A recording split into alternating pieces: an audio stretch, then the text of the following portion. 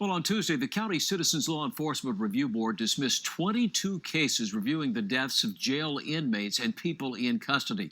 They say the investigations are more than a year old. Here to talk more about this and his campaign for the County Board of Supervisors for District 4 is former California State Assemblyman Nathan Fletcher. Nice to see you. Good evening. Some heavy news. Heavy news on a Friday, unfortunately. Well, let's talk about this Citizens Law Enforcement Review Board that decided to basically just kind of dismiss 22 cases where inmates in jails throughout the county died. And the reason, because they weren't investigated in a year. You came out against this decision. Well, very strongly against this. I mean, there's a lot of areas where I have criticisms of the county and the status quo and what they're not doing. But it should be without question that if someone dies in county custody, that there's a full investigation that's done. Because if there was no wrongdoing, then the good names of the law enforcement officers involved need to be cleared. If there was wrongdoing, then someone needs to be held accountable, and they need to take appropriate steps to change the systems that created that.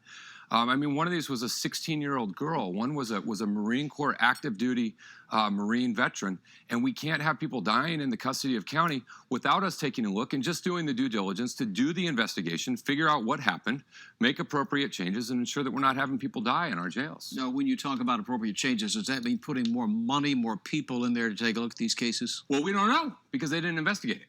If they had done an investigation, then we might know what it is that's needed. Is it better mental health treatment? Is it better training? Is it more mental health services? Is it some change in the tactics and policies and procedures they go by? But the simple reality is we don't know, and it's unconscionable to me that we would just dismiss 22 deaths and say we're not even going to look at the circumstances and the facts and try and understand what happens. And it's wrong in terms of the pursuit of justice, and it's wrong for these families because you are innocent until proven guilty. And even if you are guilty, that doesn't mean that you die in the jails. And so there needs to be a hard look at every one of these. And I think I've called on the county. They can come back. There is no limitation on the amount of time it takes, and they need to come back and investigate these.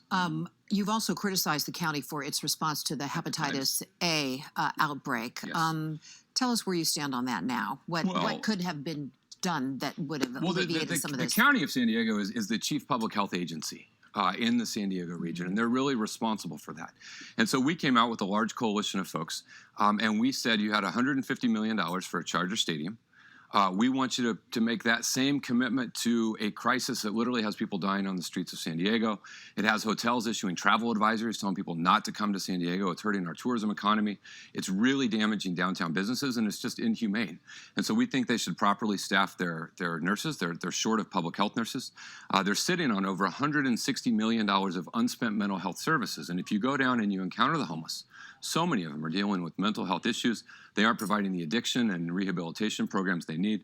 And I think across the board, we need action, and we need energy, and we need drive, and we need them to understand that this is more important than a football field, and to have that same level of commitment that they had there for this. And it's hope with enough pressure, maybe we can get them to move. All right. Nathan Fletcher, a candidate for county supervisor. Thanks for dropping by today. Good to see you this evening. Thank you. Thanks.